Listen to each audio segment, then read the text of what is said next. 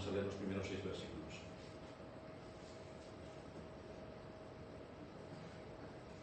Primera de Pedro, capítulo 3, versículos del 1 al 6. Asimismo, vosotras, mujeres, estad sujetas a vuestros maridos, para que también los que no creen a la palabra sean ganados sin palabra por la conducta de sus esposas, considerando vuestra conducta casta y respetuosa.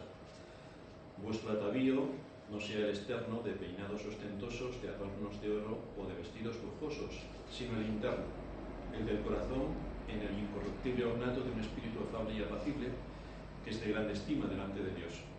Porque así también se ataviaban en otro tiempo aquellas santas mujeres que esperaban en Dios, estando sujetas a sus maridos, como Sara obedecía a Abraham, llamándole Señor, de la cual vosotras habéis venido a ser hijas, condición, si hacéis el bien sin temer ninguna amenaza.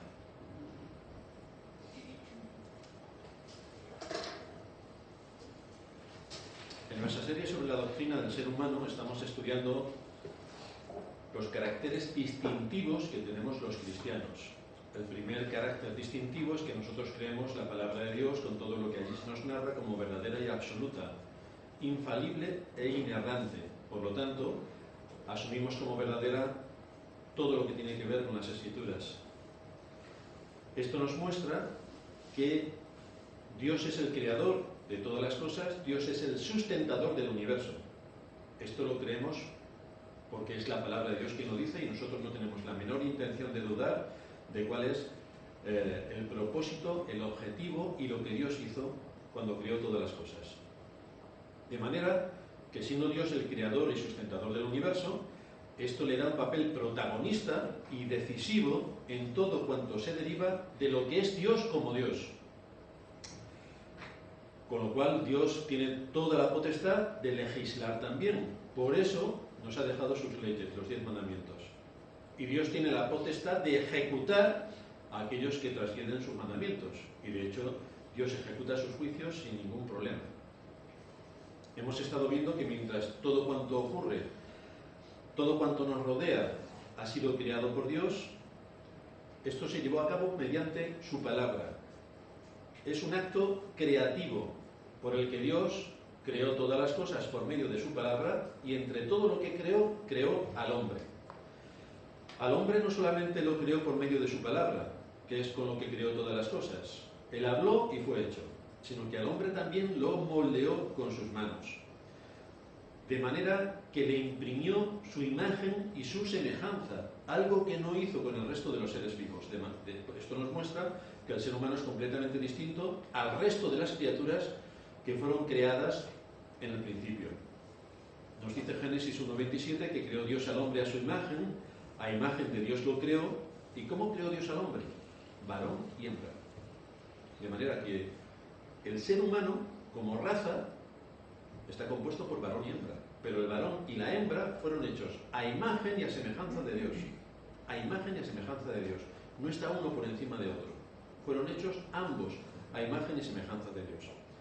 Esto es determinante y decisivo en cuanto a los perfiles que Dios puso en el ser humano en la creación, donde vemos que son iguales en cuanto a su relación con Dios, son iguales en cuanto a su valor delante de Dios.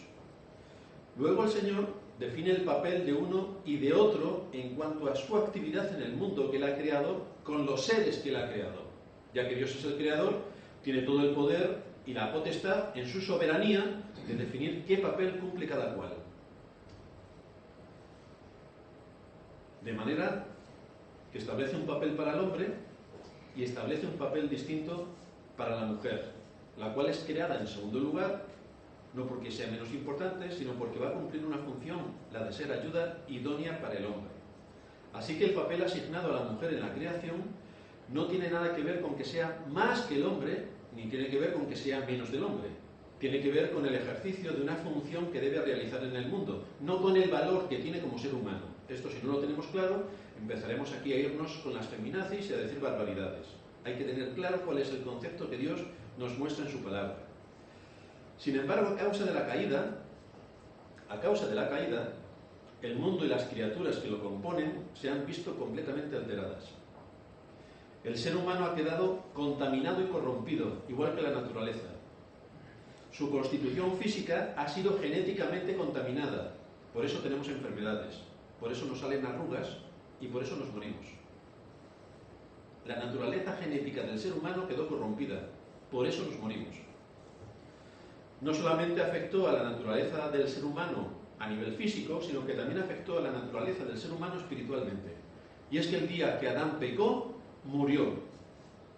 Literalmente murió.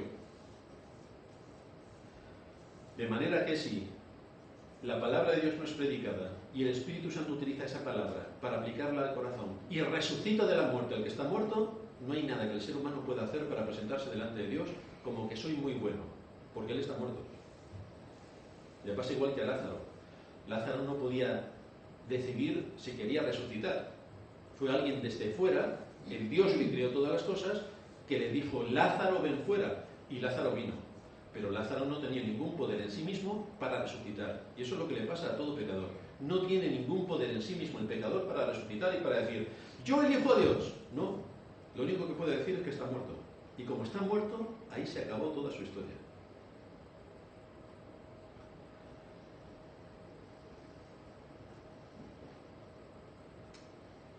¿Es por causa del efecto que ha producido el pecado en el mundo? ¿Es por causa de que genéticamente nos ha dejado completamente corrompidos? Por eso, repito, nos morimos y enfermamos. Y es porque ha dejado completamente aniquilado las funciones superiores del ser humano, como es la espiritual, por la que el mundo en el que vivimos, a causa del pecado, niega a Dios su papel creador, niega a Dios su papel legislador y, por supuesto, niega a Dios su papel redentor. Niega todo lo que Dios es, niega la palabra de Dios, niega que Dios haya creado, niega que Dios legisle, niega todo de Dios. Su principal objetivo es quitar a Dios del medio. Bueno, los más buenos creen que Dios existe. Esto es lo más de los buenos. Claro, ya hemos dicho en muchas ocasiones, y lo dice el apóstol, que los demonios también se creen eso, y no les sirve para nada. Entonces, si alguien cree que porque creyendo en Dios va a tener el beneficio de Dios, lo tiene más bien crudo. Porque a Dios se le cree mediante la fe. Y por lo tanto, todo lo que nosotros podamos aportar para decir que creemos en Dios es exactamente lo mismo que creen los demonios, lo cual no vale para nada. Ahora bien, el hecho de que el mundo en el que vivimos niegue a Dios por todos los medios a su alcance, no elimina el hecho de que Dios existe y de que ha establecido un día por el cual juzgará a todos los hombres por medio de Jesucristo. Esto es innegable. La gente no se lo quiere creer. Pero tampoco se querían creer en los tiempos de Noé que podían morir ahogados. Y Noé se pasó muchos años predicándoles para que se arrepintiesen de sus pecados porque iba a haber un diluvio.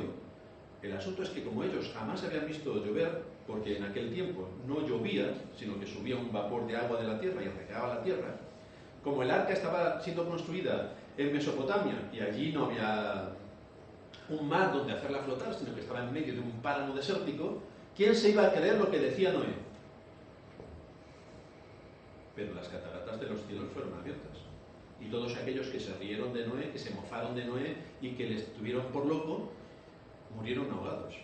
Así que estamos en la misma situación. La gente de hoy se ríe del Evangelio, se ríe de Dios, piensa que nada de lo que estamos exponiendo y enseñando tiene que ver con su situación particular. No quieren creerse que necesitan un Salvador. Bien, pues si tú no necesitas un Salvador, el Salvador tampoco te necesita a ti. Morirás en tus pecados. Ahora, a aquellos a quienes Dios ha llamado a la salvación, por su pura gracia, no porque hubiera nada en nosotros que nos hiciera distintos, Dios nos convoca a reunirnos como iglesia para adorar su nombre y para ser edificados en la fe. De manera que con este propósito venimos, rogándole a Dios que abra las Escrituras y que seamos instruidos en toda verdad.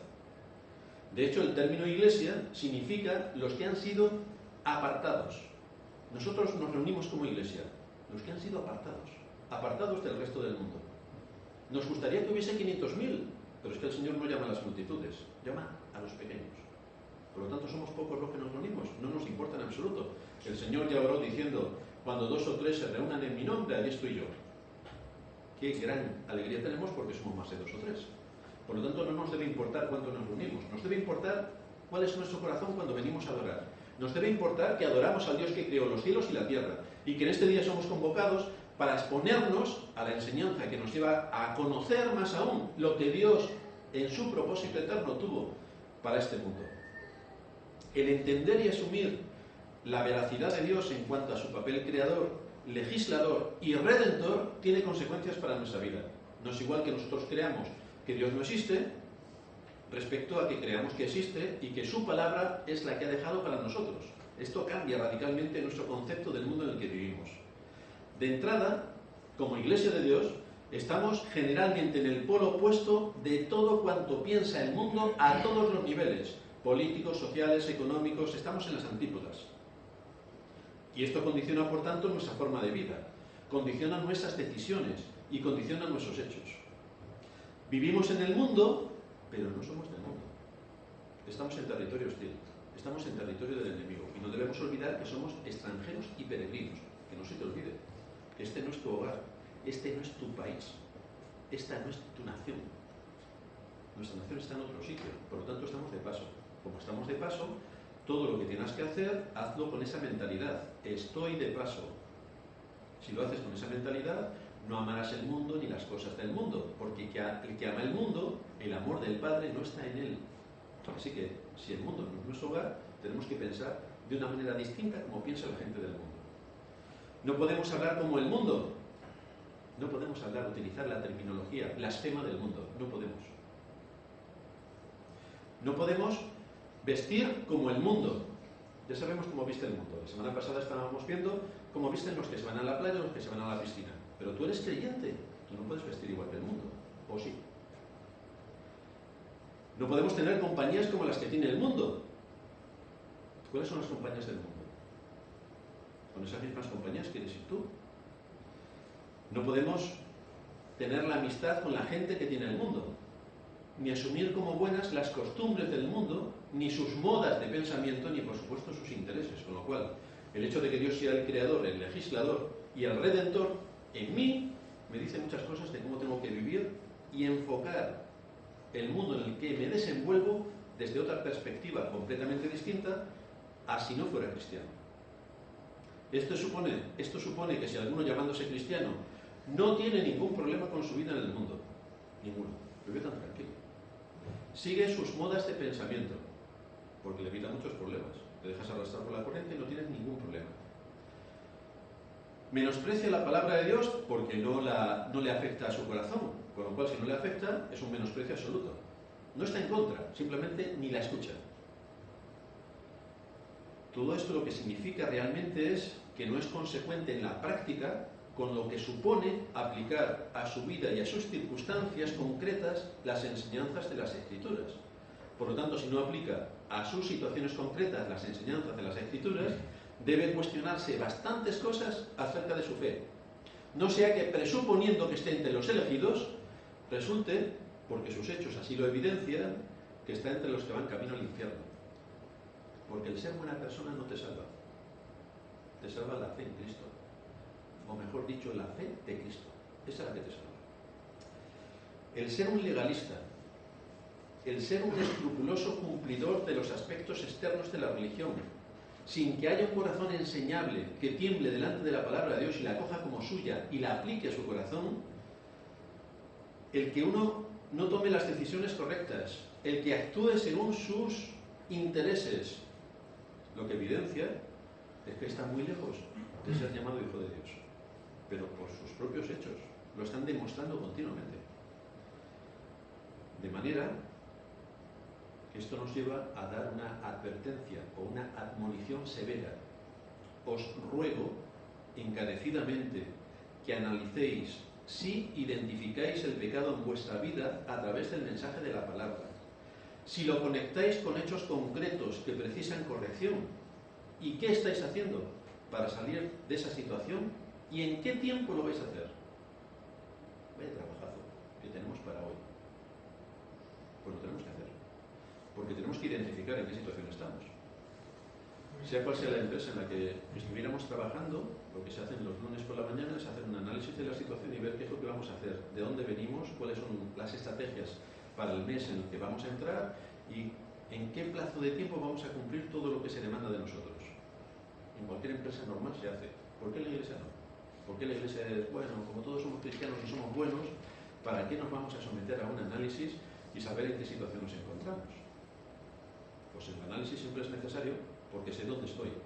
Si yo me siento mal y tengo la cabeza ardiendo, sería lógico que me pusiera un termómetro, porque si tengo 40 de fiebre, hay algo que está mal en mí. Si tengo 41, está peor. Pero si llego a 44, ya no estoy aquí, ya me he ido. Entonces tengo que ver en qué situación estoy y tengo que utilizar los termómetros para saber cuál es mi impulso en cuanto a los asuntos de la Escritura. La semana pasada estuvimos hablando del pudor y el decoro en cuanto a cómo vestimos, porque hay una diferencia que marca la Escritura respecto a lo que el mundo en el que vivimos tiene por costumbre. El mundo en el que vivimos tiene una costumbre y nosotros tenemos que aceptar la costumbre del mundo en el que vivimos, es decir, hace 50 años iban tapados casi con burka cuando se iban a bañar y hoy van prácticamente desnudos. Nosotros, como somos muy buenos, nos adaptamos a la moda y hace 50 años íbamos con burka también y hoy, como ya hay que ir semidesnudo, pues nosotros también vamos semidesnudos. ¿Es esto lo que un cristiano razonablemente puede encontrar en las Escrituras? ¿O hay un principio que se establece que nos dice que tenemos que vestir con pudor y decoro y eso se incluye también cuando vamos a bañarnos? Quizá tenemos que darle una vuelta a ese tipo de aspectos y pensar que el que hayamos actuado mal durante años no quiere decir que podamos seguir haciéndolo cuando vemos que eran patrones de conducta incorrectos. Con lo cual, si nos damos cuenta por medio de la revelación bíblica que algo de lo que hemos estado haciendo, porque no nos hemos dado cuenta, estaba mal, quizá tengamos que corregirlo. Quizá. Más bien deberíamos preguntarnos si lo debemos hacer. Así que espero que nadie diga que porque siempre ha hecho una cosa así, lo va a seguir haciendo. Ni porque es la moda de hoy, lo va a asumir como bueno para su vida. Tenemos que asumir lo que bíblicamente es bueno, no lo que la moda de pensamiento del mundo en el que vivimos tiene por bueno, que generalmente no es lo que la Biblia define. Ahora nos encontramos desarrollando algunas de las particularidades que tienen que llevar a cabo y que tienen que asumir las mujeres cristianas. Repito, en breve comenzaremos con los hombres, pobrecitos preparados, la que nos va a caer. Pero hoy nos toca a las mujeres. Dios ha definido en su palabra cómo debe ser nuestra vida basada en principios. Y nos ha dejado a través de los apóstoles, que son los que tienen la autoridad para enseñar a la Iglesia, qué cosa tenemos que tener en cuenta. Dios nos ha dejado su voluntad revelada a través de los apóstoles, maestros de la Iglesia, cómo tiene que ser una mujer. Nos ha dejado muchas cosas. Hoy, cómo tiene que ser una mujer. Y dice el texto, asimismo, vosotras mujeres, estad sujetas a vuestros maridos. ¿Qué quiere decir? Colocaos voluntariamente en esa posición bajo la autoridad de vuestros maridos. Colocaos voluntariamente. Evidentemente, querida hermana, si todavía no te has casado y no te quieres colocar voluntariamente debajo de ninguna autoridad, no te cases. Ya está. El tema se arregla así de rápido. Ahora, si estás casada, sabes que tienes una autoridad. Y no vale decir, bueno, es que yo cuando casé no lo sabía. Pues si no lo sabías cuando te casaste, deberías haber estudiado la palabra de Dios y saber lo que decía. Porque esto es lo que enseña. Así que esto es lo que hay que hacer. Luego en los versículos 3 y 4, Pedro nos habla del carácter de una mujer cristiana. Y lo hace tomando como punto de referencia algo que para la mujer es muy familiar. Los cosméticos, los adornos, la ropa, los vestidos, ¡pam!, las joyas. Esto es fantástico para las mujeres. Por eso las tiendas de moda tienen las ventas disparadas. Si vendiesen azadones, vaya ruina. Vamos, vacía la tienda por completo. Pero como es todo lo que es de adornos y qué guapa es la mujer, pues allí tenemos 1000 cadenas distintas que venden todo este tipo de cosas a precios increíbles. No vamos a hacer publicidad porque no nos pagan. Así que en vez de dar prioridad, dice Pedro, al arreglo del pelo, al uso de las joyas o a la selección de los vestidos, Pedro dice que en vez de dar, no es que no te tengas que arreglar, es que en vez de dar prioridad a esto, des prioridad a un espíritu afable y apacible que es de gran estima delante de Dios. Y lo dice precisamente porque el tener un espíritu afable y apacible no es algo natural del ser humano. Nadie nace siendo afable y apacible. Nadie nace siendo misericordioso. Nadie nace siendo un buen siervo de Cristo. Nadie nace así. Esto requiere trabajo. Entonces hay que doblegar el espíritu. Y eso tiene un trabajo tremendo al cual nos tenemos que exponer. Pedro insta a estas mujeres creyentes para que inviertan su tiempo en alimentar, en formar y en cultivar un espíritu afable y apacible. Nuevamente cultivar, que viene de coger un azadón, ahora sí de verdad, y cavar la tierra.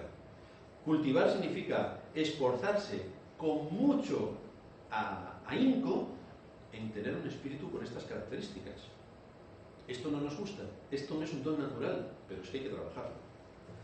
Hay que invertir tiempo para que ese carácter sea moldeado. Hay que invertir tiempo, no se hace así y ya. Con los maquillajes sí, te haces así, las mujeres, y en 2 minutos, las más rápidas están maquilladas, las más lentas 2 horas.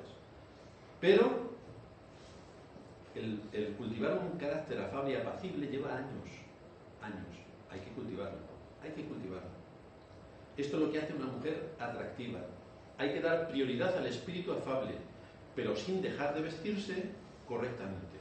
Pero la prioridad no es vestirse correctamente y dedicar mucho tiempo a las joyas y a los cosméticos. La prioridad es el cultivar el espíritu afable y apacible. Hasta aquí lo que hemos visto en las exposiciones anteriores. Pero Pedro sigue avanzando. Y aquí en los versículos 5 y 6 nos ilustra su enseñanza a través del ejemplo.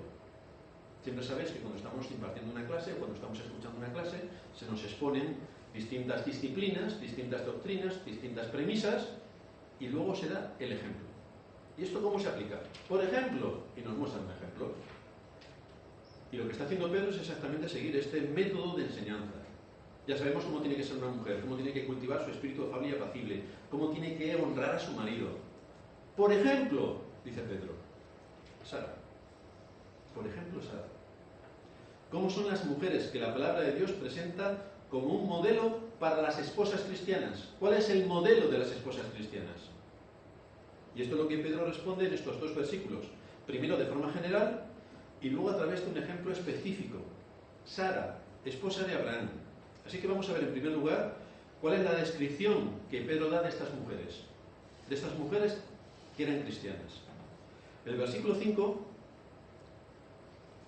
nos muestra lo que estaba exponiendo Pedro.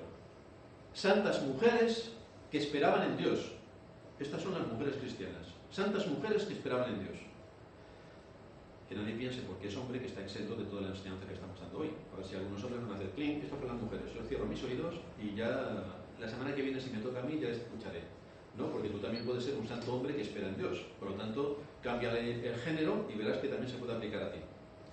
La primera característica que resalta Pedro de estas mujeres es su santidad.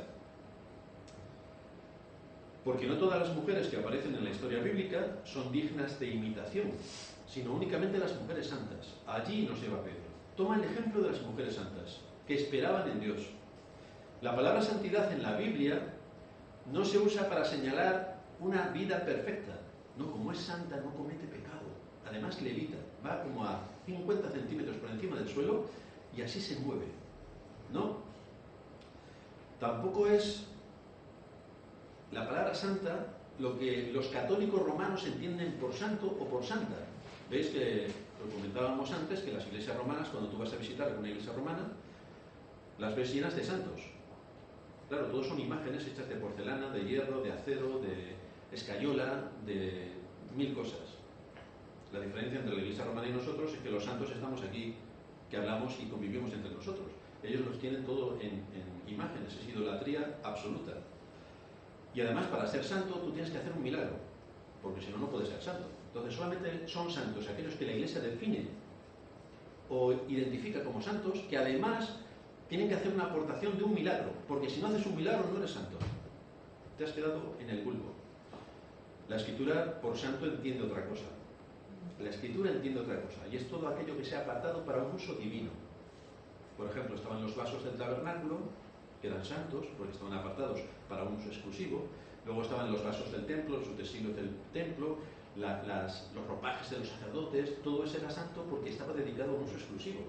De la misma manera, una mujer santa es una mujer que está con su mente centrada en servir a Dios en medio de su generación. Está apartada del uso común, de lo que hacen todas las mujeres todos los días, vistiéndose para engalanarse, para fomentar su figura, para ser el centro de atención, para embaucar con todo lo que el despliegue de su belleza, para centrarse en cómo tengo que servir a Dios en medio de mi generación, que eso es lo importante.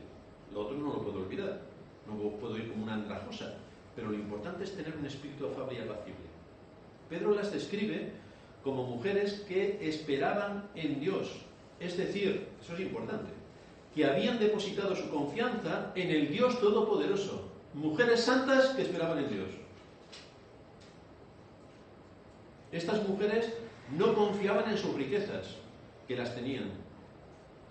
No confiaban en su apariencia física, porque el apóstol Pedro hace mención para que no vayan haciendo ostentación de todo lo que tienen, también por su belleza física. No. Ni siquiera confiaban en sus maridos.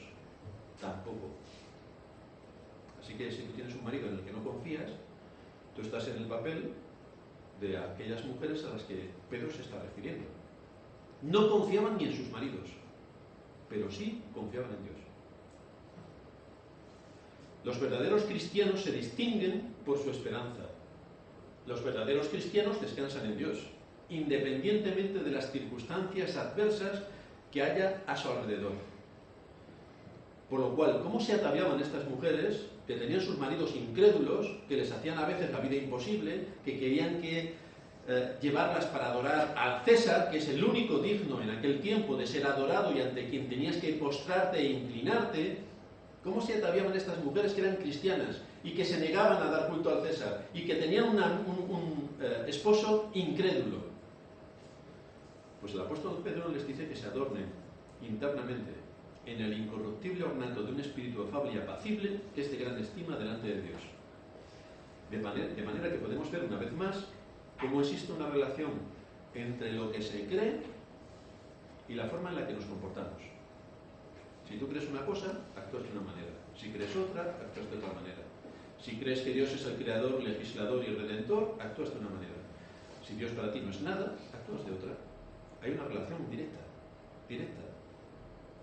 Una mujer cristiana, preocupada primordialmente por la gloria de Dios y que está siendo transformada por medio de la renovación de su entendimiento, porque está recibiendo la palabra de Dios, la está asimilando, la está amando y la está practicando, es completamente distinta a una mujer que solamente se centra en ella misma. Es completamente distinta. La mujer creyente no estará buscando hacer un despliegue de vanidad personal. Yo. Vosotros habéis estado seguramente con muchas mujeres, y hombres también, que solamente saben hablar de yo. Sabes todo de su vida, de sus cosas, de sus enfermedades, de sus logros, de su... No puedes hablar de otra cosa. No hay otro motivo de conversación. Es yo. Pero las mujeres cristianas no llaman la atención haciendo un despliegue de su vanidad personal, no llaman la atención de la gente por su arreglo exterior, y fíjate qué bien me queda este vestido, no llaman la atención por la cantidad de adornos que usan, ni por aburrir, como decía, hasta el extremo a quienes les rodean, porque solo hablan de sí mismas. No. ¿De qué tenemos que hablar? Hay veces que hay que hablar de uno mismo, esporádicamente, pero si ese es el centro de la conversación y cada vez hay personas que son así, que cada vez que le dices ¿cómo estás? Ya se acabaron las preguntas, porque solamente hablan de ellos y más de ellos, pues ahí hay un problema para dudar si esa persona realmente ha conocido el Evangelio. Esa es la misma idea que nos expone Pablo en 1 de Timoteo capítulo 2, versículos 9 y 10, cuando dice que las mujeres que profesan piedad deben vestirse con pudor y modestia. Hay un aspecto general externo que debe ser fruto de una convicción interna. Esto es así porque hay esa relación entre la modestia y el temor de Dios. ¿Tú eres una mujer modesta? Tú temes a Dios. ¿Tú eres frívola? Debes preguntarte bastantes cosas. ¿Solamente hablas de ti? Debes preguntarte bastantes cosas. Debes analizarte. ¿Solamente eres tú y tus circunstancias? Debes preguntarte más cosas todavía. No enrolles a los demás y les cargues con tus cosas. Pregúntate a ti misma qué es lo que te pasa. Ahora bien, Pedro no se limita únicamente a presentarnos un patrón general de las mujeres piadosas. ¿Cómo tienen que ser las mujeres piadosas? Sino, como decíamos antes, en el versículo 6 nos presenta un ejemplo. Mujeres piadosas que esperaban en Dios, un ejemplo. Sara. Aquí tenemos el ejemplo de Sara. Esto es lo que vamos a ver en segundo lugar. Con varios apartados. En primer lugar, ¿cuál era la posición que ocupaba Sara? Pedro dice que Sara obedecía a Abraham llamándole Señor. La palabra obediencia que usa Pedro aquí significa hacer lo que el otro dice. Es decir, alguien es obediente cuando se somete a los dictámenes de otro, cuando sigue las directrices de otro, cuando asume para hacer la voluntad de otro. Esto es la obediencia, en todos los campos. Nosotros tenemos que obedecer a la policía. Si no lo obedeces, es desacato a la autoridad y te vas a la cárcel. es que yo no quiero obedecer a nadie. Bueno, pues en todas las leyes que tenemos en nuestras sociedades, la obediencia está implícita. Tú tienes que obedecer a tus profesores, si no te vas a la calle. Tú tienes que obedecer a tus jefes, o si no estás despedido, a ver cómo pagas la hipoteca el mes que viene. Entonces la obediencia está implícita en muchas áreas de la vida. Lo que la gente no se quiere dar cuenta es que las mujeres deben obedecer a sus maridos. Esto no, esto es chorría, porque no es de moda. Si hubiera sido hace 50 años, puedes matar a tu mujer tranquilamente como se hacía y no pasa nada. Hombre, pues no es hace 50 años, porque la mujer es un ser humano como tú, ni es como ahora en que es todo la rebelión opuesta. Si Pedro nos dice que Sara obedecía a Abraham, lo que nos está diciendo es que ella seguía sus normas y sus directrices, lo que Abraham marcaba como cabeza de familia que era. Pero no solamente esto, Pedro nos habla también de la forma en la que ella trataba a Abraham en el proceso de su obediencia. Y ahí nos dice Pedro que obedecía a Abraham llamándole Señor. Esto no quiere decir que en nuestra cultura a nuestros maridos le tengamos que decir Señor, porque entonces es como si estuviésemos contando un chiste. Ahora bien, en la cultura judía, hoy a los maridos se le llama Señor. Pero eso es su cultura. Nosotros no podemos coger una cultura que no es nuestra y traerla a rajatabla para imponer una cultura que no es nuestra, porque esto nos va a sonar muy mal. Lo que estamos hablando aquí es la disposición. Lo que nos quiere llamar la atención Pedro es a la disposición de obediencia. No que le llame Señor, sino la disposición interior del corazón sometida a esa obediencia. El texto al cual Pedro hace referencia está en Génesis 18:12, cuando Dios le confirma a Abraham que tendrá un hijo de Sara. El tiempo del verbo que Pedro usa en el texto indica que era una acción habitual, es decir, que Sara habitualmente le llamaba a su marido Señor, porque era la costumbre en el entorno hebreo en el que ellos se desarrollaban. Cuando Sara pensaba en Abraham, lo visualizaba como alguien que tenía autoridad sobre ella. Esta era la idea de la palabra Señor en aquella cultura, aquel que tiene autoridad sobre mí. Es como en nuestros trabajos, si alguien a su jefe le dice, oye jefe, pues es igual. Si le quiere decir jefe, pues él sabrá. O en el ejército, mi capitán, mi comandante, mi general, pues es su posición. Evidentemente esto no lo podemos pasar al ámbito civil y no se nos ocurre a ninguno de nosotros decirle a otro, mi capitán, porque aquí estamos hablando del entorno civil. Tenemos que diferenciar y tenemos que discernir cuándo es sí y cuándo es no. Sara, lo que nos quiere mostrar el apóstol Pedro, es que reconocía en su corazón la posición en la cual Dios le había colocado ante Abraham. Y por lo tanto lo trataba con el respeto que tenía por la autoridad que Dios le había concedido a Abraham, porque era su marido. Entonces es un principio de autoridad el que encontramos aquí. Abraham es el cabeza de familia y Sara no es la cabeza de familia. Ahora, no es que Sara entendía que Abraham era su amo y ella era la sierva. No, eso es lo que muchos quieren entender que dice el texto, y por supuesto nos encontramos en muchas culturas, también en la católica romana, que el hombre es el hombre y lo que dice el hombre se hace porque lo dice el hombre y se acabó todo. Esto es una tergiversación y atentar contra todo el espíritu de la Escritura, porque esto es falso por completo.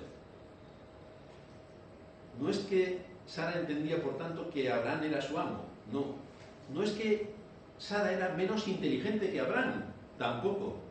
No es que ella poseía menos discernimiento espiritual. Tampoco. No es que ella poseía menos santidad que Abraham. Tampoco.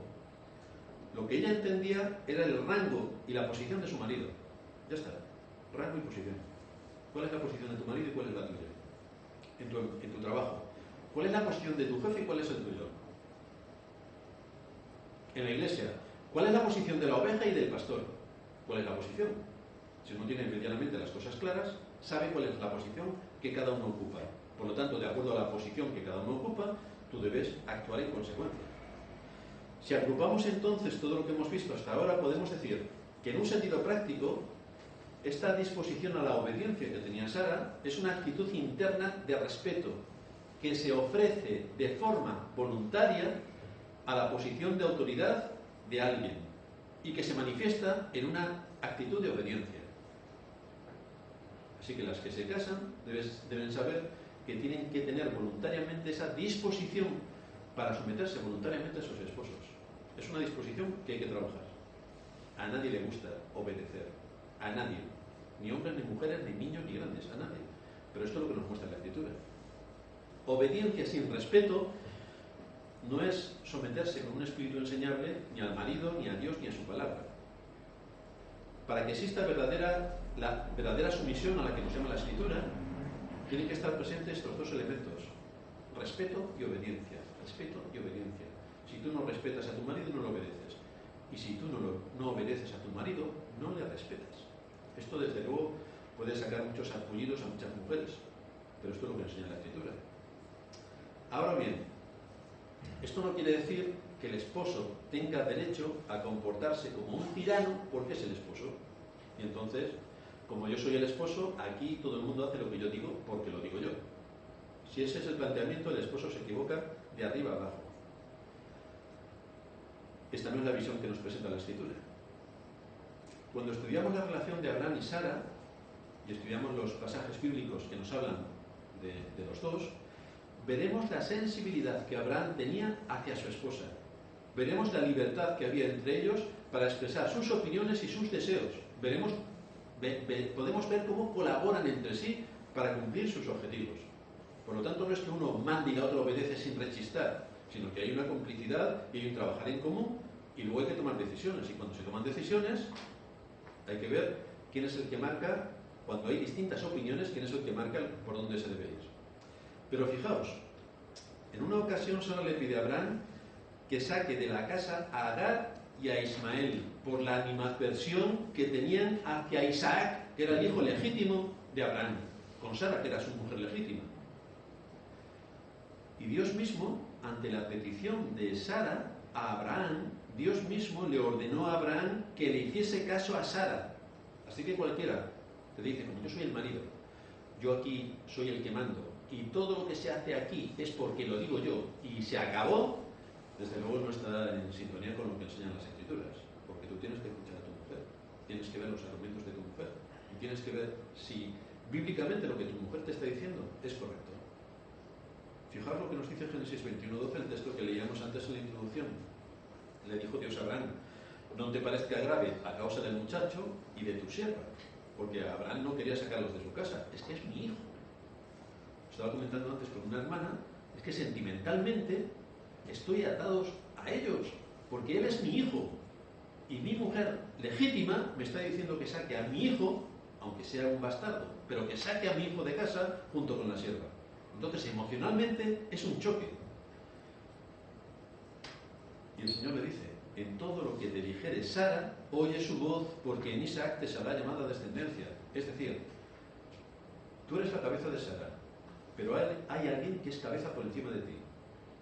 Esto es lo que deben recordar los maridos. Tú eres cabeza de tu esposa, pero hay alguien que es cabeza por encima de ti, y es a quien debes someterte. Con lo cual, cuando tú te sometes a la cabeza que tienes por encima de ti, que es Cristo, entonces puedes legítimamente seguir con el curso de acción para mostrar con tu ejemplo tu servicio a tu familia. Así que la relación de Abraham y Sara distaba mucho de ser la de un tirano con su esclava. No. Se trataba de un matrimonio donde ella tenía la libertad para expresar sus opiniones, sus desacuerdos. Y a la vez ella entendía el lugar que le correspondía como mujer, que debía estar sujeta a su marido. Pero no perdía de vista todo este ámbito. Es decir, las cosas no son negras o blancas. Uno tiene que verla y discernir cuándo es sí y cuándo es no. Pero eso hay que discernirlo, o sea, hay que trabajar. Sara sabía que la decisión final estaba en manos de su marido.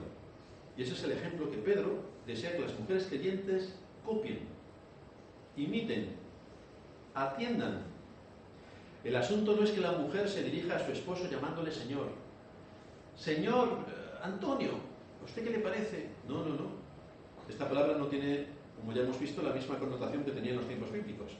Lo que Pedro dice aquí es que el trato de la esposa debe ser consecuente con la autoridad que el marido tiene. Entonces, ¿cómo te diriges a tu marido?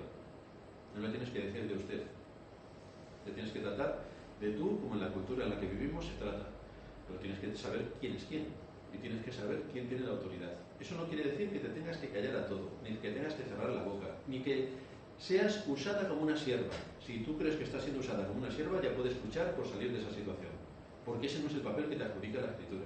Y si lo asumes, es culpa tuya. Porque estás pervirtiendo el sentido de la Escritura, pero no es lo que Dios te manda. Lo que sí tienes que tener en cuenta cuando te diriges a tu marido, sobre todo en momentos de desacuerdo, porque cuando hay acuerdos no hay nada que hablar, debes recordar si lo que haces es con la conciencia de que estás dirigiéndote a aquel a quien Dios ha puesto como autoridad sobre ti. Y sobre todo, si le estás mostrando el camino que bíblicamente debe tomar, no el que interesadamente quieres sacar adelante, sino que el que bíblicamente es el que debes de tomar.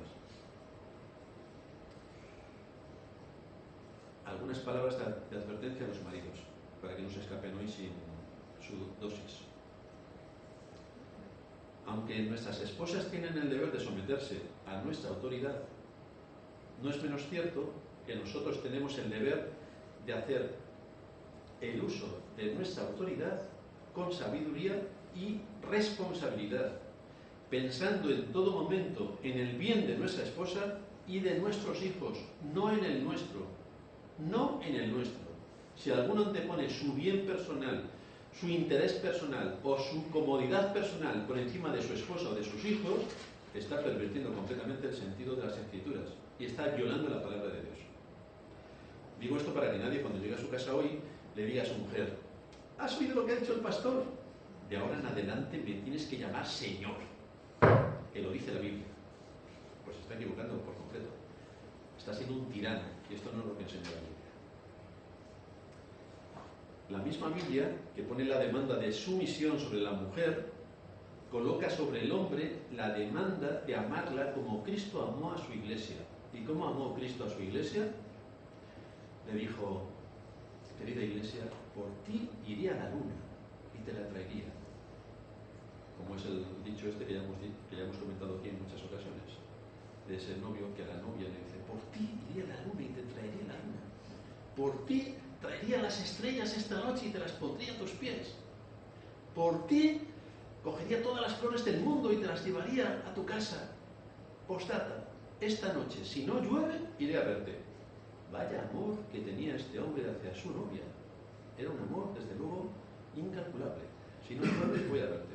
Ahora, por ti haría cualquier cosa, excepto si llueve. Bien, pues esto no es el papel que vemos que Cristo tiene hacia su iglesia. ¿Cómo ama Cristo a su iglesia? Entregándose a sí mismo por ella, sufriendo en la cruz por ella. Con lo cual vemos que no son palabras, que es acción, que son hechos. ¿Cuál es el certificado que tenemos de ser salvos? La sangre de Cristo. No son palabras. Teníamos antes la promesa, y la promesa se cumplió en Cristo, quien vino para dar su vida en rescate por muchos. Pues ahí tenemos el cumplimiento de las promesas de Dios y de sus palabras certeras. Cristo hizo algo por lo cual nosotros sabemos que su palabra es verdadera, porque los hechos lo confirman.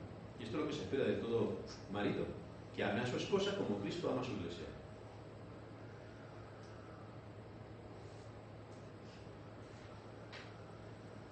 A la vez recordamos también a las esposas que no depende de si su marido es más o menos amable con ellas, el que ellas actúen de forma contraria al mandato bíblico. Bueno, es que a mi marido no lo puedo ni ver, con lo cual tengo todo el derecho de no obedecerle nada. Eso es lo que dice la Biblia. Es que mi marido es tan cariñoso que yo por él hago todo. Pues tampoco es lo que dice la Biblia, porque entonces vas a ser servil. Y la Biblia no quiere que la mujer sea servil. Con lo cual, no debe discernir cuál es el papel realmente que tiene que asumir en el hogar donde Dios le ha puesto. Bien, ya hemos visto la descripción que Pedro nos da de la sumisión de Sara, cómo se trata de una actitud interna de respeto que se manifiesta en una actitud externa de obediencia. Y ahora Pedro da un paso más y nos dice que la invitación de ser ejemplo, la invitación del ejemplo que nos muestra, conlleva una serie de implicaciones espirituales. Así que vamos a ver, en segundo lugar, cuál es el ejemplo que tenemos de Sara. Fijaos lo que sigue diciendo Pedro en el versículo 6, de la cual vosotras habéis venido a ser hijas, si hacéis el bien sin temer ninguna amenaza. Pedro se refiere a estas mujeres creyentes como hijas de Sara. ¿Y eso qué significa? ¿Qué significa que las mujeres creyentes tengan que ser hijas de Sara? Nos vamos a ir a Juan capítulo 8 para ver allí un ejemplo también que nos muestra el Señor acerca de los hijos de Satanás, que los hay, y son muchos. Lo que pasa es que ellos no lo saben. Creen que porque dicen creer en Dios, son hijos de Dios. Error, son hijos de Satanás. Juan 8, versículo 38. Está hablando el Señor. Yo hablo lo que he visto acerca del Padre y vosotros hacéis lo que habéis oído, fijaos, hacéis, le está diciendo a los judíos, lo que habéis oído acerca de vuestro Padre. Uno puede decir, el Padre de los judíos era Dios. No, Cristo no está identificando al Padre de los judíos con Dios, en absoluto. Así que los judíos respondieron y le dijeron, versículo 39, nuestro Padre es Abraham. Ese es nuestro Padre, el Padre de los creyentes, el Padre de la nación de Israel. Nuestro Padre es Abraham. Y el Señor les dice, si fueseis hijos de Abraham, las obras de Abraham haríais. Pero ahora resulta que procuráis matarme a mí, hombre que os he hablado la verdad, la cual he oído de Dios. No hizo esto Abraham. Vosotros hacéis las obras de vuestro padre. Otra vez, no entendían las palabras de Cristo. Porque no podéis escuchar mi palabra. Vosotros sois de vuestro padre, y ahora sí, aquí Cristo define exactamente quién es su padre. Que no es Abraham, aunque ellos decían que sí, ni es Dios, aunque ellos decían que sí. Vuestro padre, el diablo. Y los deseos de vuestro padre queréis hacer. Él ha sido homicida desde el principio y no ha permanecido en la verdad, porque no hay verdad en él. Cuando habla mentira, de suyo habla. Es decir, habla de lo que realmente él es, porque es mentiroso y padre de mentira. Ese es vuestro padre. Judíos, el pueblo elegido, Israel. Pero el Señor identifica a estos judíos bajo la paternidad de Satanás.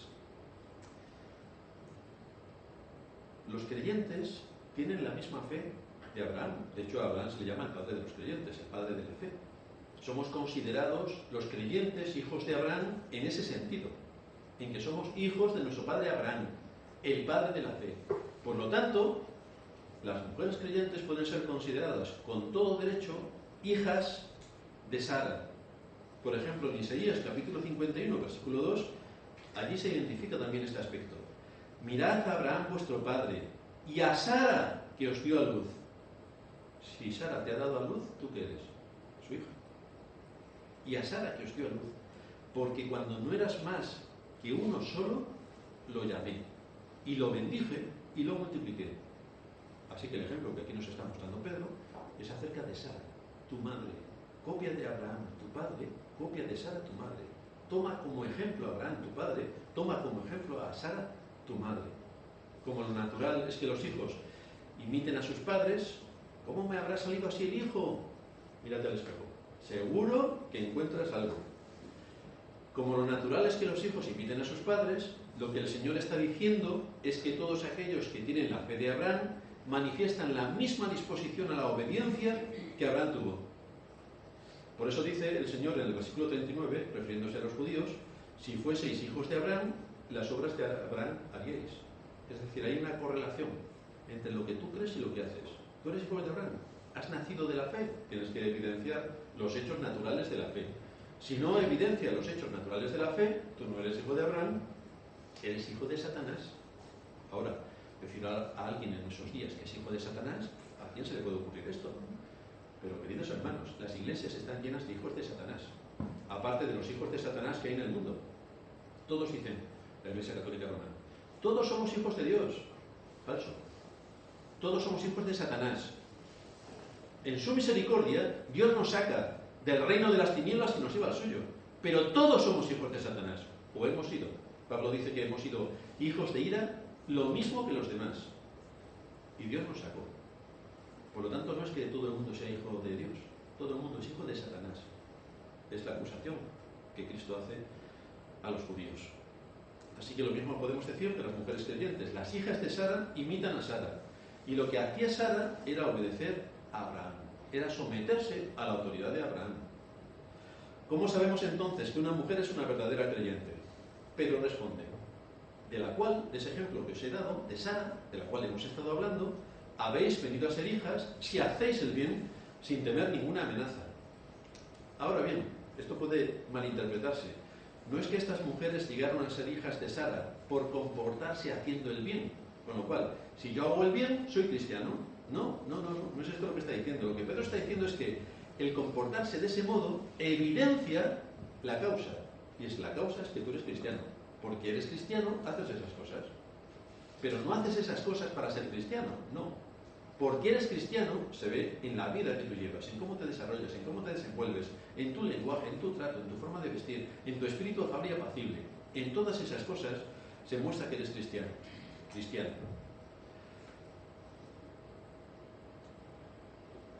Y Pedro menciona estos dos frutos específicos que evidencian lo genuino de la fe de estas mujeres. Hacer el bien y no temer ninguna amenaza. Siempre que aparece la frase hacer el bien en el Nuevo Testamento, en el contexto de nuestro servicio a los demás, lleva implicaciones. Y es que es el fruto de la fe.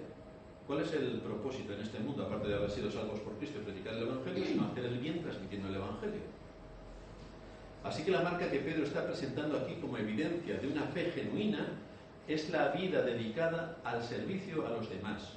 Los que consideren que solamente tienen que servirse a sí mismos, desde luego no pueden considerarse cristianos, porque el cristiano es una vida de servicio.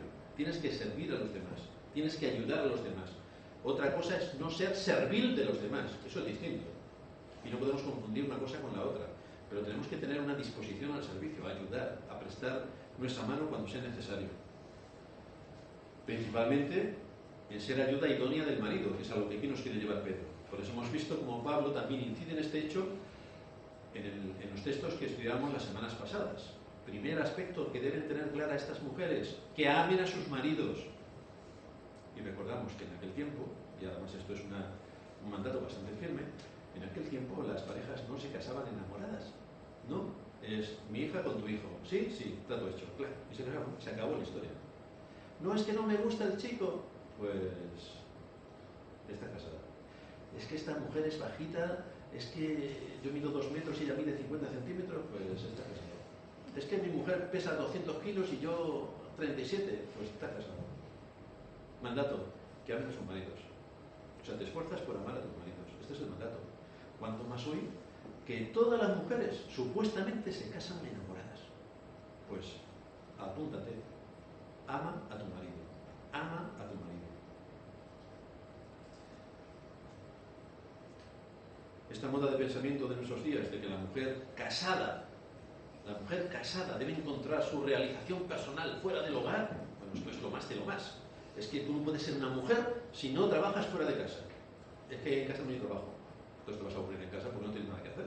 Tienes que salir para realizarte personalmente. Eso es contrario a todo lo que Dios nos muestra en la Escritura. Contrario. Porque la mujer, como ayuda idónea, fue creada para vivir en una estrecha relación con su marido. Si no quieres vivir en una estrecha relación con tu marido, no te cases. Y ya está, lo tienes arreglado. Pero si te casas, sabes que esta es la situación que Dios en su palabra nos muestra. La segunda marca específica de las hijas de Sara, que Pedro menciona en nuestro texto, es la ausencia de temor.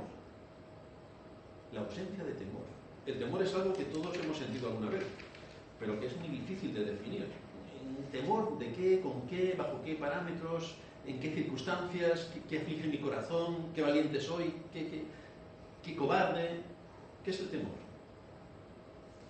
Aquí en el contexto podríamos decir que es la respuesta emocional de nuestro corazón ante una situación que nosotros creemos que puede ser peligrosa o dolorosa y sobre la cual no tenemos un control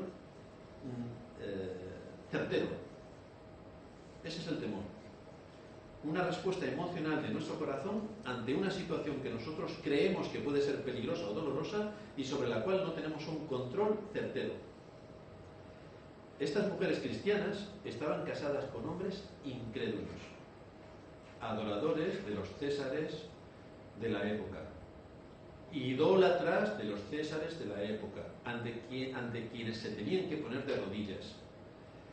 Podían sentirse amenazadas por la hostilidad de sus esposos hacia la fe que ellas profesaban. Incluso podían verse tentadas por la presión que ejercían socialmente de cómo es que tú no te pones de rodillas delante del César. Y entonces se podrían ver tentadas a abandonar su fe. Y lo que Pedro les está instando aquí, les está alentando, es a que esperen en Dios para vencer ese temor. Que soporten la presión para vencer ese temor. Ellas no se deberían someter a sus maridos porque les tuvieran miedo, sino por su obediencia a Dios.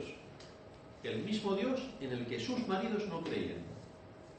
En otras palabras, lo que Pedro está diciendo aquí es que la marca que evidencia que las mujeres cristianas son hijas de Sara es la de tener el coraje de confiar en Dios y cumplir su voluntad, sometiéndose a la autoridad de sus maridos, haciendo el bien, no enfrentándose a ellos, no tampoco cediendo para ponerse de rodillas delante del César, porque no lo debían hacer, pero sí haciendo el bien. Es decir, mi marido me maltrata, me presiona, me da las vueltas para que haga su voluntad cuando veo que esto va en contra de lo que Dios enseña en su palabra, pues le voy a responder haciendo el bien. Este es el espíritu de familia apacible del que Pedro también estaba hablando anteriormente. Es decir, ante una provocación, hace el bien. Ante una presión o un chantaje, hace el bien. Al igual que ocurre con el resto de pecados, la gracia de Dios transforma la disposición natural de nuestro corazón para que podamos rendir a Dios una obediencia correcta. Pero para eso, una vez más, tenemos que utilizar los medios de gracia. Si no, la disposición del corazón es completamente contraria a la voluntad de Dios. La obediencia, igual que el resto de cosas que tienen que ver con la piedad, la obediencia es un asunto de fe. La lucha de tu corazón es la misma que la de todo creyente, sea hombre o sea mujer, da igual, es una lucha de fe. ¿Crees a Dios por medio de la fe para hacer lo que tienes que hacer o no crees a Dios y hacer lo que tú quieres? Pero esa es la historia, ahí se resume. ¿Asumes por la fe tu posición y tu deber y lo ejecutas, o vas siguiendo tus intereses, tu comodidad, y no crees a lo que Dios te expone ni te muestra? Lo que vemos en las Escrituras es que el patrón al que Dios nos expone es que el hombre es cabeza de la mujer. Es que el hombre es el que provee dirección y guía en la misma medida en que se dedica a amar a su esposa como Cristo amó a la Iglesia. Es el que se dedica a proveer con todas sus fuerzas, con todo lo que está al alcance de su mano, con todo su tiempo y con todo su sacrificio, para que su hogar tenga todo lo que necesita. Y se centra en las necesidades de su hogar, con todo lo que sus fuerzas le dan. La mujer es ayuda idónea del marido cuando se somete voluntariamente a su autoridad. Cuando, como dice el libro de Proverbios, le da ella bien y no mal todos los días de su vida. Sabemos que ese no es el patrón de conducta del mundo en el que vivimos, pero ya hemos dicho que nosotros no somos del mundo. Por lo tanto, no tenemos que asumir como verdaderos los patrones de conducta del mundo de hoy, que mañana serán distintos, igual que los de ayer eran completamente opuestos.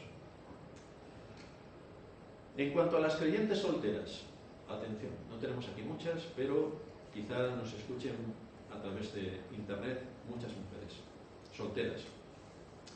A las mujeres solteras tenemos que decirles que deben usar este pasaje como marco de referencia a la hora de decidir sobre sus futuros matrimonios. Recordad, chicas solteras, que al casaros también tendréis que someteros a la autoridad de vuestros maridos. Tendréis que depender de ellos en la toma de decisiones. Por lo tanto, debéis ser muy objetivas evaluando el carácter de vuestros futuros maridos. Si lo que vosotros esperáis del futuro marido es que os cuente muchos chistes y que os partáis de risa, os va a durar exactamente la luna de miel. Después ya los chistes son muy aburridos, porque ya no se sabe más. Y ya repetir los chistes, si ya te lo sabes, no te va a hacer ninguna gracia. Lo que nos muestra la Escritura es que hay que tener paciencia para esperar en Dios antes de someteros voluntariamente a un hombre sin sabiduría. Pero fíjate qué guapo es, qué alto es, un rubio con los ojos azules, un príncipe azul. Lo que nos enseñan las Escrituras es que no debéis someteros a un hombre que no tenga estabilidad emocional, que un día esté por ahí arriba y otro día por ahí abajo. Lo que nos enseñan las Escrituras es que no debéis casaros con un hombre que no tenga estabilidad económica. Yo es que a ver si me toca la lotería, bueno, ya nada, o sea, aquí no se casa nadie que venga con esa mentalidad, que lo sepáis. En la iglesia no se casa. Un hombre que sea esclavo de sus pasiones. Es que a mí me gustan los videojuegos y no puedo pasar sin ellos, no voy a trabajar porque me quedo con los videojuegos. Vaya casa que puede edificar. Pobre mujer. Un hombre que sea un vago. A ver si el gobierno me da una subvención y con 500 euros, 420 exactamente, paso el mes. Un hombre que no sea un líder. Dime tú, cariño, ¿dónde quieres que vayamos? Dime tú, ¿dónde crees que puedo encontrar trabajo? Dime, cariño, ¿dónde crees? O sea, si tienes un marido que empieza a hacer esas cosas, bueno, si tienes un novio que empieza a hacer eso, llama al asunto. O sea, no lo cuentes entre los aspirantes para tu matrimonio. Desde luego, no te cases con alguien que podría ser tu hijo. Ya sabemos que algunas hermanas se han casado con sus hijos, pero eso está fatal.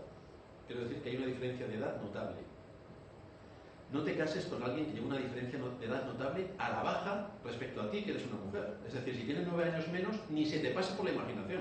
Ni siquiera si tiene 6 o si tiene 5. Ni se te pase por la imaginación. Y desde luego, no te cases con alguien que podría ser tu hijo porque es un infantil. Sí, tiene 10 años más que yo. Y le gustan los dibujos animados de Bugs Bunny, el libro gordo de Petete y los cuentos de Mortadelo y Filemón. Si realmente eso es lo que le gusta, ni se te ocurra seguir con este chico. Cambia rápidamente, porque te va a amargar la vida. Si te dejas guiar únicamente por el corazón, recuerda que el entendimiento se queda cegado, porque es el corazón el único que ve. El entendimiento se ciega, y entonces vas a tener una lucha constante durante toda tu vida que te hará vivir frustrada, amargada y hundida por haber seguido el deseo de tu corazón y por no haber mantenido los principios en su lugar, los cuales te dicen cómo debe ser un hombre, qué es lo que se espera de un hombre y cuál es la función que Dios ha determinado para el hombre. Si esto lo tienes en cuenta, podrás honrar a Dios en medio de tu matrimonio. Si no lo tienes en cuenta, pobre matrimonio y pobre iglesia, aparte de la familia, la que les va a caer. Así que asegúrate de que tu futuro marido sea un líder espiritual, un hombre que tenga la disposición de hacer la voluntad de Dios y que tome decisiones para actuar en consecuencia, que sea consecuente con lo que Dios en su palabra dice, a pesar de lo que cueste. Y si no es así, no te cases, quédate soltera toda la vida, que mejor es estar solo en estas circunstancias que soportando a semejante inútil. Finalmente, hoy hemos hablado de estas mujeres que esperaban en Dios, pero no olvidemos que esa es una de las características primordiales de todo hombre o mujer que ha sido llamado por Dios a la salvación. ¿Qué es lo que tenemos que hacer? Cuando hemos hecho todo lo que estaba al alcance de nuestra mano, esperamos en Dios.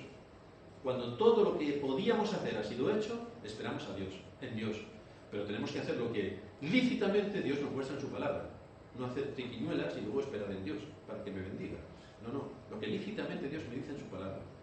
Los verdaderos creyentes esperan en Dios. Los verdaderos creyentes confían en Dios. A la hora de tomar una decisión, consultan su voluntad revelada en su palabra. Y en dependencia del Espíritu Santo, procuran hacer lo que Dios, por medio de su palabra, les enseña. Cuando hacen lo que deben hacer de acuerdo a la voluntad revelada de Dios, es cuando deben esperar razonablemente que Dios bendiga sus caminos. Es cuando deben esperar razonablemente que Dios les ayude a crecer espiritualmente, y eso a pesar de las circunstancias.